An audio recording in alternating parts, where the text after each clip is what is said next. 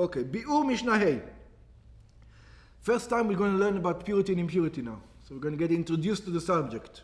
Again, when it comes to purity and impurity, there's a different logic. There is rationale. It's not the rationale you used to. Yeah, it's not, let's call it not a human rationale. It's a godly rationale. Let's call it this way. Don't think about it like in physics, in physical terms. Think about it in spiritual terms, it will make sense. If you think about it in physical terms, it will not make sense. כבר הזכרנו בפתיחה למסכתנו, we already mentioned, שמכאן ועד סוף מסכתנו, that from here until the end of the מסכת, באו הלכות טומאה וטהרה. We learned the laws of purity and impurity. Why specifically here? Because שכן ברגל היו כל ישראל, because in the רגל, the entire Jewish people, ואפילו עמי הארץ, even the simple folks, the not learned guides, מתארים עצמם, they would make themselves pure. Everybody. Why? כדי לבוא למקדש, because they have to come to the temple, ולאכול מבשר הקורבנות, to eat from the sacrifices.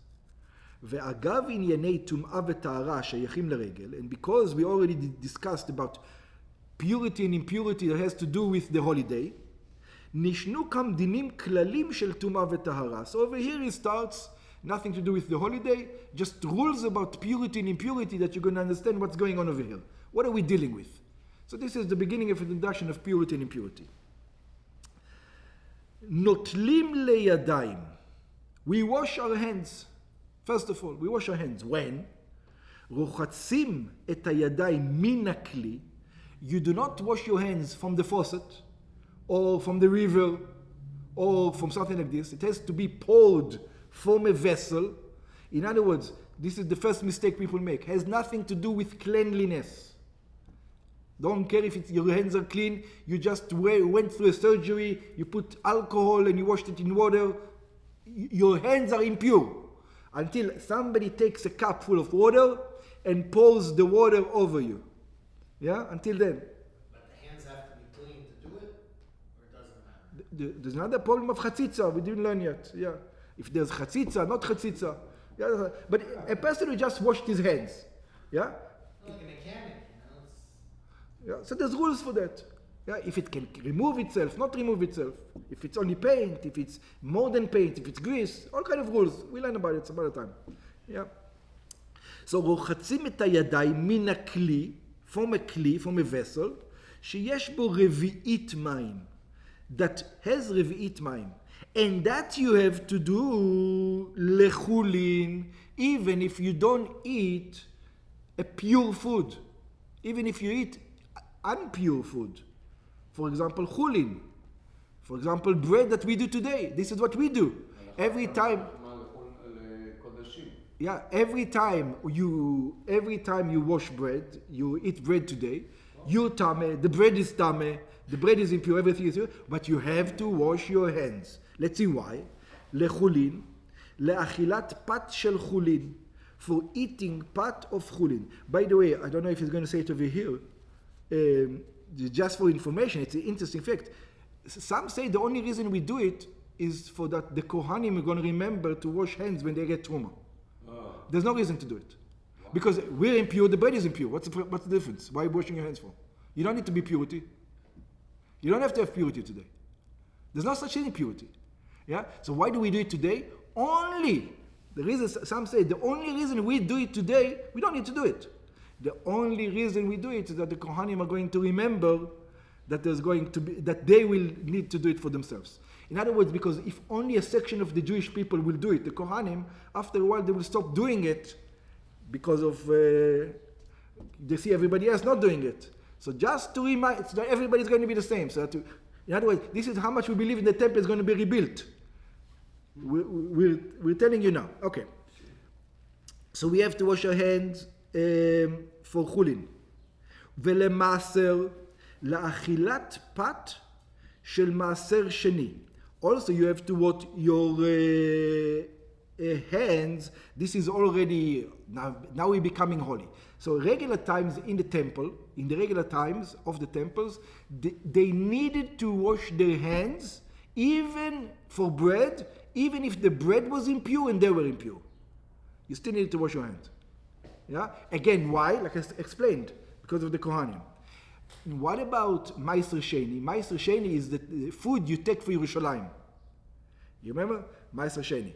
So the food you take for Yerushalayim now, that's already required washing of the hands because you need to be have pure hands for that. If you want to eat bread in Yerushalayim from the money that God said to eat bread from Yerushalayim, that's for sure you need to wash your hands. How much more so? Veletruma, if a Kohen wants to eat truma, you need to wash his hands. Ben leachilat pat, ben leachilat perot. In truma, whether he's eating grains, whether he's eating an apple is also truma. It's a holy object. It was designated to you, to the Kohen. Yeah? So you had to do netilah. You had to do netilah. That's right, even an apple, the Kohen. ואף הנגיעה בתרומה אסורה בלי נטילת ידיים. Forget about eating the truma. Even just touching the truma, you have to wash his hands. ולקודש, and you have to eat it, you wash your hands also for the kodesh. לאכילת קודשים, when you want to eat a sacrifice. כגון בשר שלמים לישראל, או בשר חטאת ואשם לכהנים, for example, for your peace offerings, or for the sin offering that the Kohen eats, he needs to wash his hands. Matbilim. Over there it's already for the kodashim. You need to dip your hands. צריכים להטביל את הידיים במקווה של 40 סאה. Over there, when you want to eat sacrifices, already it has to be more holy. You have to put it in a mikveh, your hands. Yeah. Not the clip. Yeah. In the hands in the mikveh. That's right. שאין יודעים אם נטמעו, because you don't know whether they became impure. לפי שגזרו חכמים על סתם ידיים, להיות שניות לטומאה. Because Chachamim says the hands touch everything. You're not aware of what they touch, so we're going to assume that your hands are not pure. ויש מפרשים משנתנו דווקא בידיים שנטמעו טומאה ודאית. There's a disagreement if you do know that you touched something which is not kosher, or you do or you don't. היינו בטומאה מטמאה בדברי סופרים. We're not talking about a tumah from the Torah, impurity from the Torah. We're talking about impurity from the rabbis, that the rabbis said it. It's not enough just to wash the regular hands, you need to be in the mikveh. את הידיים ולא את הגוף כולו. But even here, you don't, in other words, God did not say you're impure. The rabbi says you're impure. So at least do the hands, you don't have to do the entire body.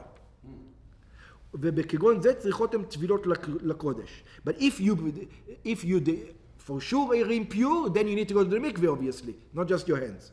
אבל בסתם ידיים אין צורך בטבילה אפילו לקודש. But in just regular hands, in other words, you know you're pure. You just we're not aware where your hands were. Right? Which means 5 minutes after going to the mikveh, you're not aware where your hands were, already put it in the mikveh before you eat the sacrifice. Even though we're not sure, you probably didn't touch anything that you weren't supposed to touch, still that. Velechatat.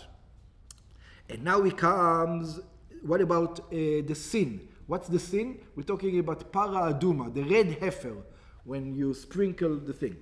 Habalin goa b'mei chatat, the person who comes to touch in the water of the sprinkling from a person who wants to become purified from purity of the dead.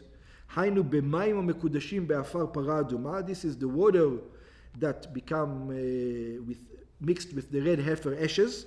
La'azot me'em al timei metim, in order to purify the people who are impurity with the dead. Im nitmeu yadav betumah metamet otam midivrei sofrim, if his hands become impurified from the rabbis, kegon shenagu berishon latumah, like we're going to learn all the rules. He touched a concept called first to tuma, or besefer, or he touched Megillah, our Megillah.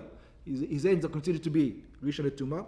Shayadayim bilvad netmaot. His hands, the Sofrim says, the rabbi says, his hand now become impure, not his entire body, only his hands. Velo aguf mikol makom liinyan mei chatat. But when we're talking about this is such a high level of purity, the sprinkling of the red heifer, even though it's only the hands and not the entire body, go to the mikveh.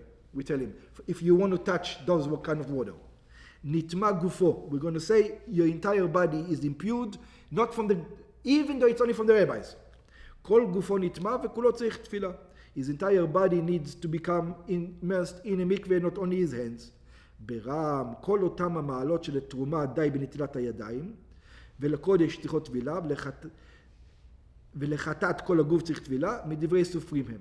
But all these things that we discussed it is only from the rabbis. In other words, if you become impure from the Torah, obviously go and take care of that impurity. We're talking about all these things from the rabbis.